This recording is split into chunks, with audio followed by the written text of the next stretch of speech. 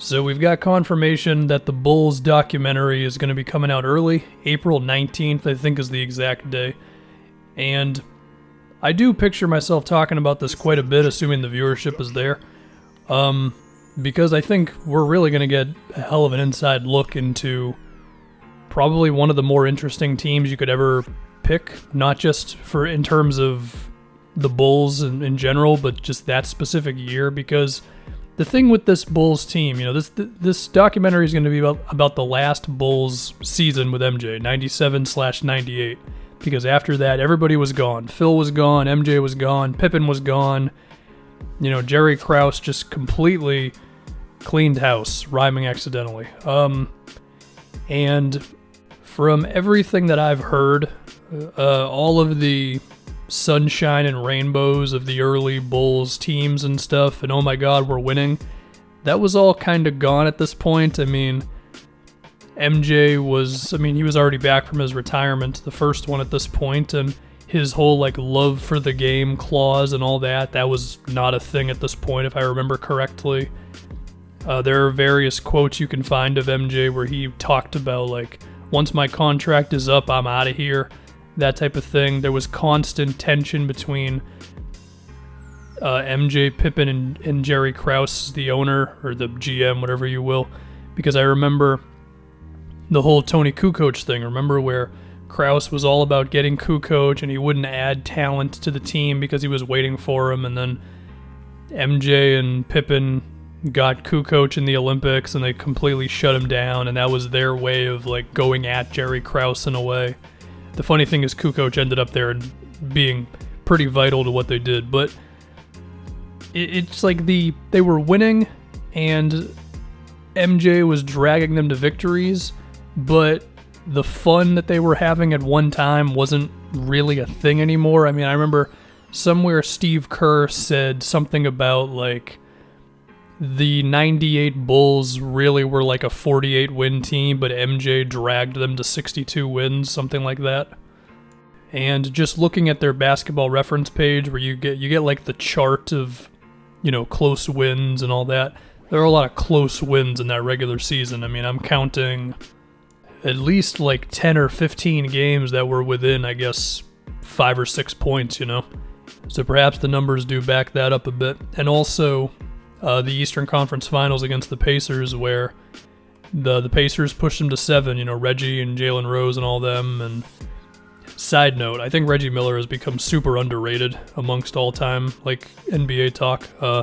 But besides when they lost to the Magic when MJ only had 17 regular season games to get ready for the playoffs, this was the closest the Bulls came to losing once they started winning championships. And the Pacers, they really pushed them to the brink. And that Game 7, the Bulls, I have watched this game a bit. The Bulls, they look slow.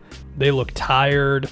The Pacers are a lot hungrier to get there, I say Jalen Rose, he didn't really do much in that Game 7. But the point is, under most circumstances, the Bulls probably lose that game.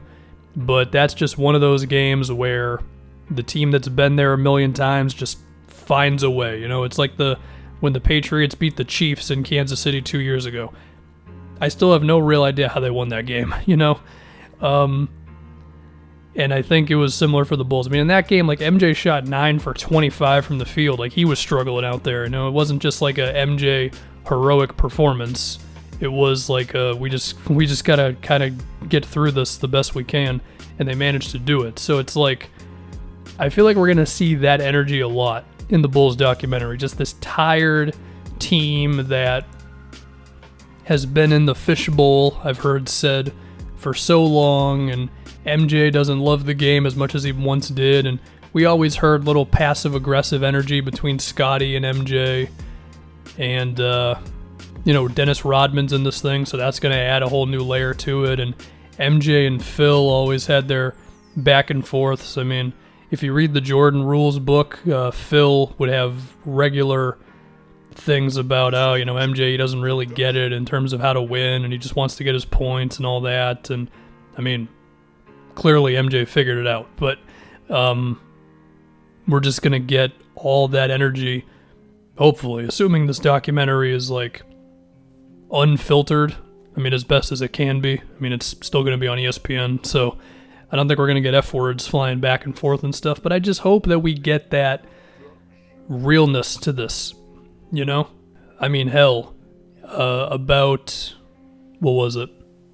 The Bulls actually started that season 9-7. Think about that, you know? Eventually they got it together, but it's like whenever you hear about the Bulls and MJ, it's just they were unbeatable and they beat everybody and MJ never missed a shot, and it's like, no, there were moments of them being human, you know what I mean? And this 97/98 season is probably the best example of that. The other thing that I think will be cool is seeing the perspective of guys who were not the stars, because usually they're the ones who have the most interesting outlooks on things, to be honest, because when you're on the level of MJ or even Scotty, I mean, Scotty was of course not as good as MJ, but he was the number 2 dude in a 7-8 year sold out rock concert, you know what I mean? So your ego is probably going to be inflated a little bit as a result. So it'll be nice to see, like, can we get stuff from, like, I mean, Steve Kerr, we know Kerr will be in there. He's in the promo for it, sitting down, and I'm sure he'll be pretty candid about stuff, but, could we get something from, like, Luke Longley or Ron Harper? As I mentioned earlier, anything with Dennis Rodman instantly becomes way more interesting. Jerry Krause passed away in 2017. I don't know when they did the interviews. I mean, Kobe is going to be an interview, and that's going to be something. So he could potentially be there, but I could also understand if he's not, and I wouldn't really be upset about that or anything. I'm imagining, even if he was interviewed, his family would probably be the ones in control of that one. In terms of random little moments, I mean, I don't know the exact date of MJ punching Steve Kerr. I know it happened in 1997, but that could be the year before, 96/97. So I don't know. Maybe we'll see that. Maybe there's an aftermath of it. Maybe it will never be mentioned. I don't know. There's random quotes all over the internet of MJ having funny things to say about teammates, whether it's like Stacey King walking in with a box and MJ saying, hey, is there a jump shot in there? Or if Scotty would have a bad game, he'd be like, hey, Scotty, do you have a headache? Stuff like that, right? Are we going to get any of that from MJ? That's one thing I hope. I hope that MJ is not protected in this, because we all know MJ was a jerk. So I want to see him being a jerk. You know what I mean? Other things I hope for, I hope that we get a real in-depth look at the triangle offense and Phil Jackson's coaching and the X's and O's. And I don't know if we're going to be in huddles like that. I mean, maybe. There might be one or two in the promo. I just don't remember. But I hope, on top of just all the personality stuff, I hope we get like the real X's and O's and get to see like Phil's play calling in a big situation. And is there going to be a back and forth between MJ and Phil where there's some disagreement in the huddle where MJ's like, just give me the damn ball, whereas Phil's like, no, we're going to run this play. I think Phil Jackson remains one of the more interesting coaches. I don't think he's the best. I think Popovich is better. But I think Phil had this thing where he would implement a system and then he would just kind of let the players figure it out. And I think that method of coaching, not to say he never had in-game adjustments, but that was his whole belief, right? He had the triangle and it's a system of options and stuff, and you just kind of let dudes run it out. I mean, another thing Phil would do is he wouldn't always call timeouts, especially in the regular season when teams would go on a run. I know Shaq has said that before, so it'll just be interesting to see that stuff from Phil Jackson, somebody who's not as hands-on day-to-day as other coaches might be. Are we going to get any inside looks into Phil Jackson's weed sessions? I mean, that's how Shaq would basically put them. Don't know, but hopefully they really just give us the unfiltered look into all of it. I also hope it's commercial free, but I'm not expecting that one.